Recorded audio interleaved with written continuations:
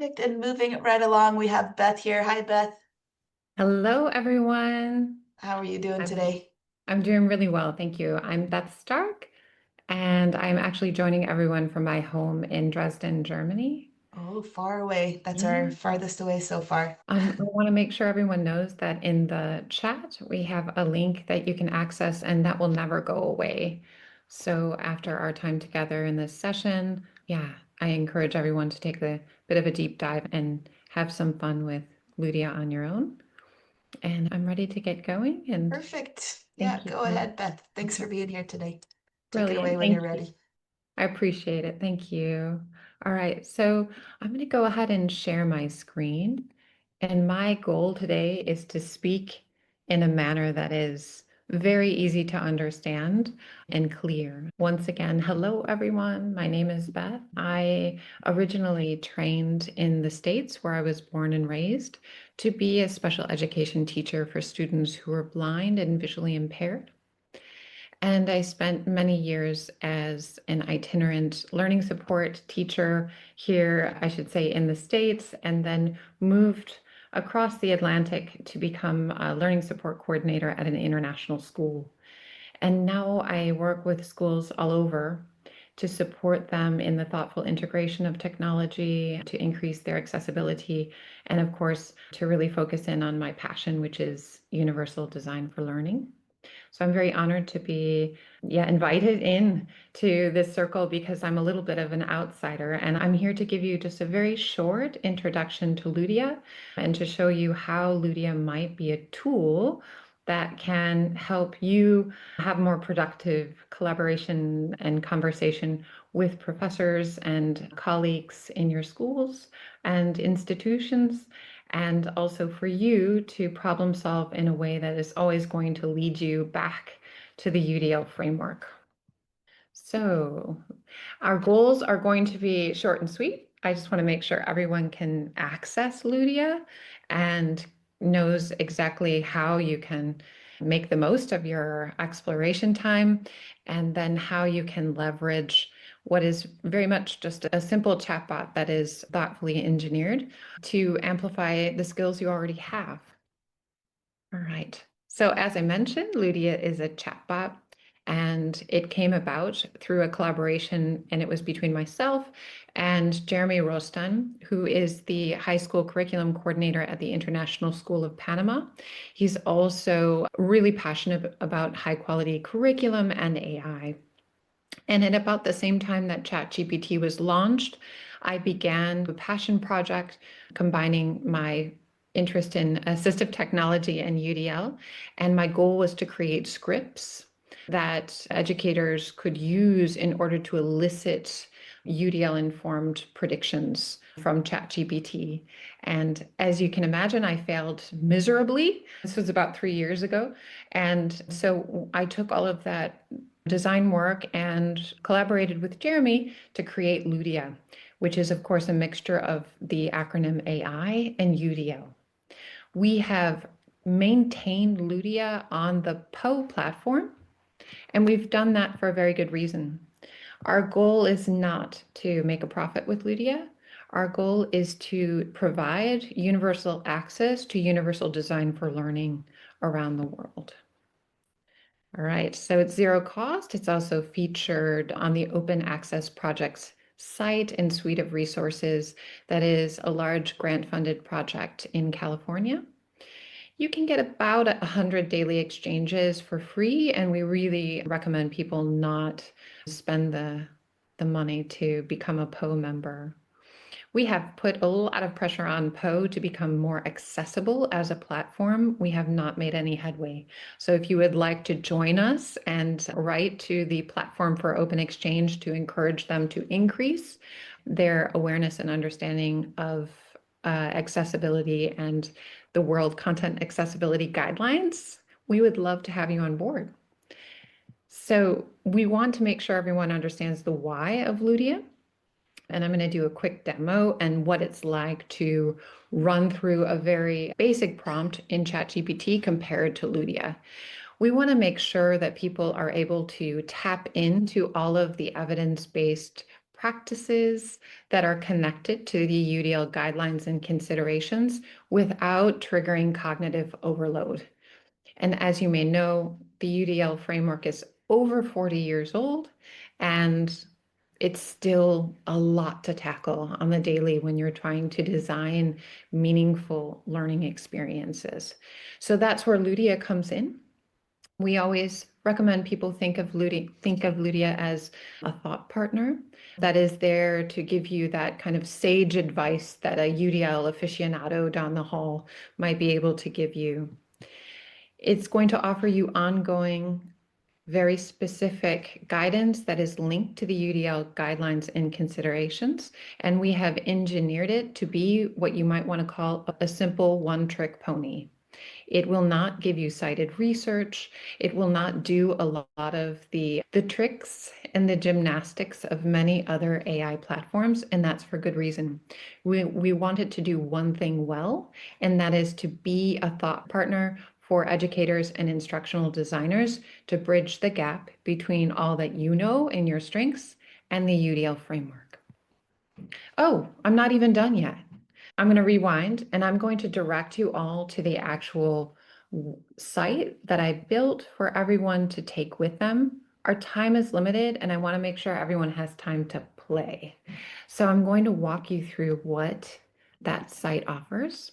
And you'll have to forgive me. I am going to tame my browser. I don't know if anyone here has had the experience where they're presenting and then all of a sudden you're not able to locate your escape button in a timely manner. That's me. All right, I'm getting there. Thank you for your patience. All right, so we're all on the same page, so to speak. And you can, of course, access the very simple slide deck by picking the pink tulip at the top. And for those of you who have not connected with LUDIA, you can go ahead and create a PO account through the platform for open exploration here. You can also explore the accessible LUDIA Live Binder that we build as a hub for resources, I should say, to really augment the experience. As I mentioned, I'm going to walk through very quickly what it's like to use LUDIA compared to ChatGPT. And then I'm going to set you free to make some choices on your own for about 10 minutes, and then we'll regroup. If you can go ahead and read over some of the resources here that I have. And of course, this is a hot linked table of contents. You could go straight away to connecting with LUDIA, and there are 3 resources you can choose from here. You could also go to C, Reduce Barriers with LUDIA, where I have created actually some exchange stems for you that are a bit more appropriate for higher education and FET institutions. For example, here, accessible discussion protocols. You might want to take a gander and continue that conversation via this hot link or QR code. The second is supporting time management for young people or people of any age who are struggling to really understand how to manage time in both the short and long-term sense. If you want to introduce poor training in a joyful and engaging way, this is one idea that LUDIA will continue the conversation with you on. And also, this is just an example of a situation where a professor might connect with LUDIA to say, yeah, my feedback is letting me know that I'm not as accessible in terms of my communication style as I could be. And what can I do to reduce those barriers? So those are the 4 examples that I have for you here on this tiny little choice board. But I want to, before you go, start right up here with this idea of LUDIA and ChatGPT. So I'm going to stop sharing for just a moment, and then I'm going to go ahead and take you all the way over here to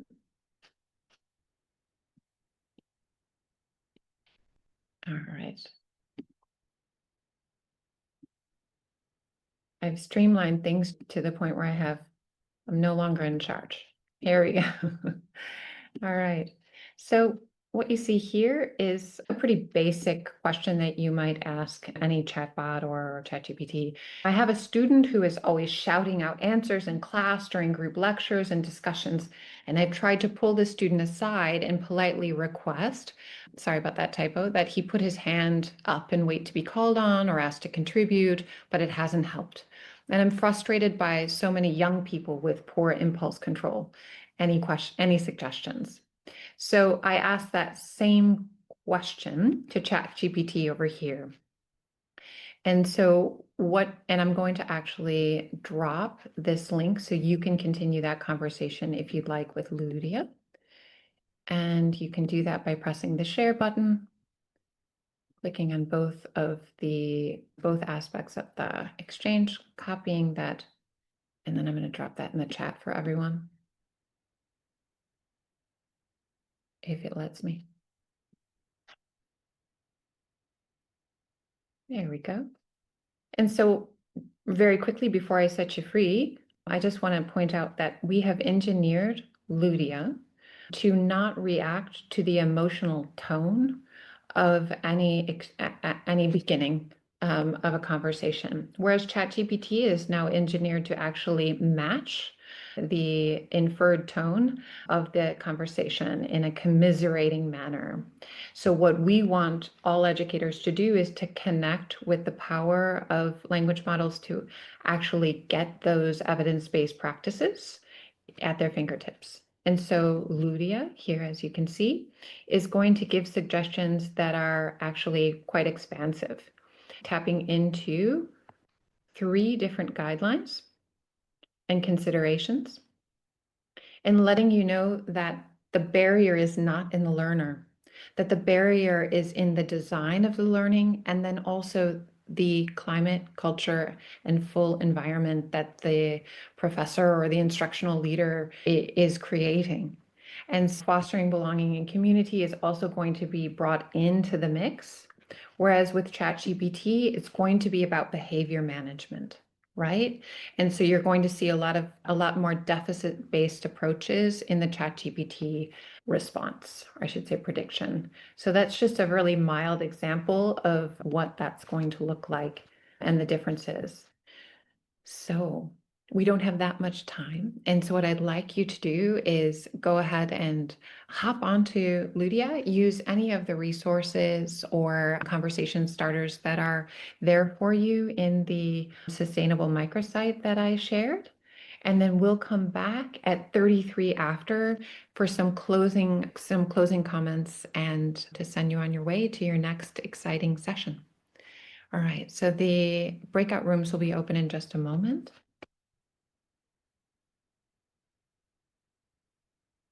Are we doing? So I think for the moment, what we're going to do is we're going to have people, oops, sorry, my video's not on, apologies. We're going to have people try it on themselves. We're not going to do the breakout rooms just now, but we're going to get them to try it out. I think there's also a few questions coming in. I'm not sure if you can see the chat. We might have a little Yeah. look as well. In fact, I'm so glad, Erica, that you redirected. Yeah, sorry about that. I don't think breakout rooms are always helpful anyways. You're like, You're fine. We just Yeah. weren't prepared for them here. Okay, have fun on your own, and we can walk through some of the chat comments. Yeah, we missed Really, some of the questions. Yeah. So yes, the attitude, it's quite interesting, isn't it? Because we know that the written word doesn't actually include attitude or tone, but it's now able to infer. And so what you'll get is a highly negative and commiseratory response from ChatGPT if that's the tone of your question or your comment. And so it's both a feature and a bug. And so when we're talking about highly frustrated or demoralized instructors who are needing guidance about how to reduce barriers, LUDIA is engineered to gently direct that conversation towards constructive approaches and to ensure that it's really a matter of misalignment. It's a misalignment of the design between the learner and the environment or the learning itself, and it's not personal, right? And so that's where we want that exchange to head. And now with ChatGPT, that's up for grabs. The Live Binder, I would highly recommend Live Binder. It is a joy to collaborate with them.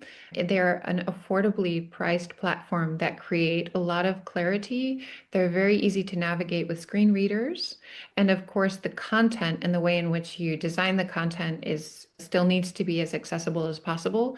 But I find that people are incredibly relieved when they see information in a Live Binder because it's just really easy to navigate. Yeah. LUDIA is up to date with the 3.0 guidelines. Yes. I'm going ahead and reading through just a few here. You're fine. And people are welcome to use the Q&A function too, if that's easier for them, or raise their hand and we can unmute you to ask a question, but feel free to keep the questions coming. Yeah. And Brendan, I just want to, yeah, okay, super. When you say custom GPT, I think you're talking about, I'm not sure if you're talking about LUDIA or another custom No, GPT. I'm talking about LUDIA, sorry. Oh, okay. Yeah. It's Part of not a the custom reason, GPT. Yeah. yeah, part of the reason that we did not create we actually did create a custom GPT prototype of LUDIA.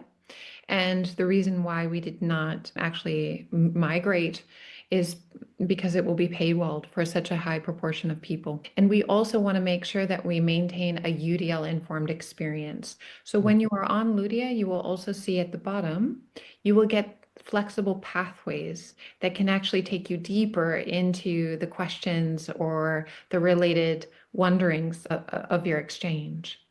You also do not need to have any prompt experience or expertise. We have engineered LUDIA to be as folksy as you might call it, as somebody who's having a cup of tea in the teacher's lounge, right? So you don't need any sophisticated language. We want it to be an accessible experience that is non-threatening for anyone. So we're always excited when teachers who have never had any interactions with any kind of chatbot interact with LUDIA and feel a sense of delight or relief that it doesn't demand much except an open mind and curiosity. Yeah. Thanks, Beth. We're playing with custom GPTs built in ChatGPT, but you're right, there's an issue there with, there's lots of potential issues like around ownership and data, and potentially it's much better than the Wild West, but at the same time you gain a lot when there's no login bar, when there's no barriers, when there's no, when it's open access and no black box, hopefully. We're happy to say that we have users in over 115 countries. And many of these countries are, of course, expanding economies and emerging economies where that would be an immediate no if it was paywalled in any way. And that was something that we always really held on to as our goal, universal access. Yeah. All right. And I really encourage everyone, as you're exploring LUDIA, to dive a bit deeper into the Live Binder. So we have customized tools that can be easily adapted for higher education and other institutions so that people can see that oftentimes, as an accessibility professional myself, it's not always, the barrier is not always in the technology, it's in the communication with others about the technology and the perceived need. And so sometimes it's really about digging into the situational barriers that you face as professionals and finding ways to actually tap into the UDL framework to support your professional pursuit as well. And that's where LUDIA can also play quite a role for you. All right. There's a really good comment in there from Solomon. I don't know if you saw it. Oh, yes. Here we go. Solomon. Yeah. Just interesting features that LUDIA can bring to learners with specific interests. Just engineering LUDIA to make it not emotionally biased, I think was a huge step. So it's wonderful that you've taken the work to do that. Yes, and we've actually, Solomon, I want to say thank you so much for your comment and to acknowledge that bias is a very real barrier and a pervasive issue in the world of even customized. And so we're really fortunate to have Dr. Jody Britton actually test out LUDIA and give us some really encouraging language around the fact that it is really the first chatbot to really take into consideration the issues around culturally responsive practices and bias. And we're really pleased now, 2.5 years in, that the quality of the predictions that LUDIA offers are very consistent and reliable and very, student focused. All right, we only have a couple minutes left. So I want to invite anyone who would like to add any other questions in the chat to please do so. And also, if you're interested in sharing LUDIA with other professionals, we have created actually a fun self-directed professional learning site that you can actually link to at the very bottom of this session site. And that's just a very easy and fun way to share LUDIA with fellow professionals if you'd like. Yeah, and there's one more question there from Brendan just about the limit on queries. So that's one of the issues I think with ChatGPT is the limits on the amount of questions being asked at the same time. So are there any limits with LUDIA, or have you encountered that at all? Yes, in fact, that has been a swinging pendulum, Brendan. And you can tell that Poe is also trying to figure out the number of tokens. So at the moment, it's settled on 7+, which for the most part, in my experience, I've done quite a bit of testing, averages out to be, if your exchange is in English, about 100 per day. So it renews every day. Now, that will decrease if you attach heavy documents to analyze, which by the way, you can do. And I highly recommend people simply clip on a syllabus or a guidance note and just ask LUDIA, how can I reduce barriers to this document? But you will naturally eat up just a touch. We have chosen not to paywall it as creators. So many of the chatbots that are hosted on Poe, you will get a low ceiling and then you'll be notified that you'll be charged for the rest of your exchanges. And yeah, at the moment, we would prefer people to come back tomorrow than charge them money. Yeah. Super. And thank you so much for resharing that, Danielle. Thank you so much, Beth, for being with us here today and showing your wonderful program. I think you'll see an uptake in the next few days from all of our users here today. Wonderful. That's our goal. We want to lower the load for all of the fellow educators out there that are doing such great work. And we also believe in the power of AI and language models to really make a difference in education, but they're there to amplify the great work that we're doing, not take over. So I appreciate and feel incredibly honored to be here. So thank you again. Perfect. Thank you so much, Beth. Thank you. Bye-bye, everyone. Thank you.